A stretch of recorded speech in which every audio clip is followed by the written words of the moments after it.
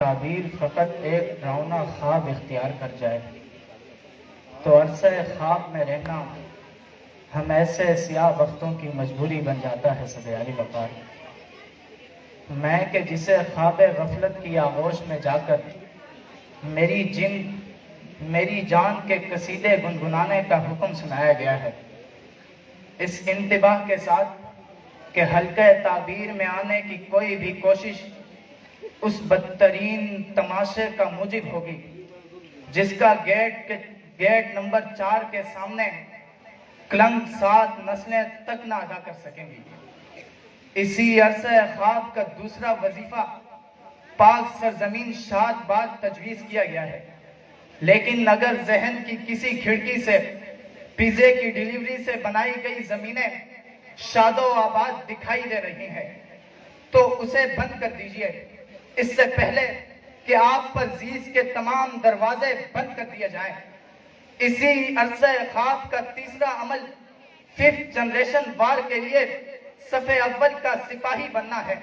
لیکن اگر پیزے کی ڈیلیوری سے تیار کی گئی زمینیں اور آسما جہانگیر کے کیے گئے انکشافات آپ کو تعبیر کی دنیا میں لانے کے لیے جھنجھوڑ رہے ہیں تو اس پر ہرگز کان نہ دھریں، وگرنہ بختر بند گاڑیاں آپ کو وہاں ڈیلیور کر دیں گی جہاں سے کوئی امید پر نہیں آتی، کوئی صورت نظر نہیں آتی۔ سو نتیجتاً ہماری مائیں بہنیں ہماری تصویریں تھامے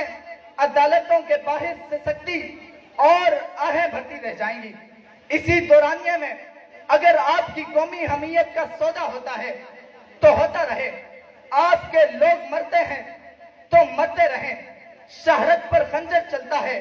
تو چلتا رہے، لیکن عرصہ خواب سے اٹھ کر حلقہ تعبیر میں آنے کی قطعی اجازت نہیں، کیونکہ یہاں تو بجٹ کا ایک بڑا حصہ اور دفاعی لحاظ سے ٹاپ 10 میں شمولیت تو محض عہد وفا، صنف آہن اور جا چھوڑ دے میری وادی جیسے ترانے ریلیز کرنے کے لیے ہے۔ سو پھر آپ ہی بتائیے صدر علی وقار، ہمارے خوابوں پر درندے یہ قابض کس طرح تعبیر کی شکلوں میں ڈھال سکتے ہیں کہ میرے غنیم نے مجھ کو پیام بھیجا ہے کہ حلقہ زن ہے میرے گرد لشکری اس کے، فصیلے شہر کے ہر برج ہر مینارے پر کما بدس سادہ ہیں عسکری اس کے، سبھی دریدہ دہن اب بدن دریدہ ہوئے، سپرد دارو رسن سارے سر کشیدہ ہوئے، سپرد دارو رسن سارے سر کشیدہ ہوئے۔ جب سوال اور احتجاج کے بدلے میں گمشدگی ملتی ہو تو ایسی جگہ خوابوں کو تعبیریں نہیں ملا کرتی صدر علی وقار۔ جب سالار کے گھر سے چرایا گیا مور تک 19 گھنٹوں میں مل جائے، لیکن 9000 بلوچوں اور پشتونوں کا برسوں کوئی سراغ نہ مل سکے، جب کسی غلام ادارے کے صحافی کو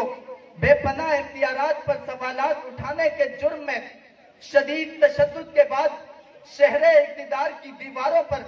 غدار لکھا جائے تو عرصہ خواب سے اٹھ کر حلقہ تعبیر میں آنے کی خواہش دم توڑ دیتی ہے۔ سو پھر تسلیم کیجئے صدر علی وقار، جب آگہی موت ہو، شعور جرم ہو، سوال اٹھانے یا حق مانگنے کے بدلے کالی وگوں کا خوف ذہن و دماغ میں سلسلانے لگے تو ایسے میں محفوظ ترین گوشہ خوابوں کی نگری ہوتا ہے۔ سو مجھ جیسا بلڈی سیویلین فقط یہ سوچ کر ہی رہ جاتا ہے کہ گم شدہ تو خواب ہیں، خواب آدمی کے خواب، خواب زندگی کے خواب، خواب برابری کے خواب، خواب روشنی کے خواب، خواب ہر کسی کے خواب، خواب ہر کسی کے خواب۔ شکریہ۔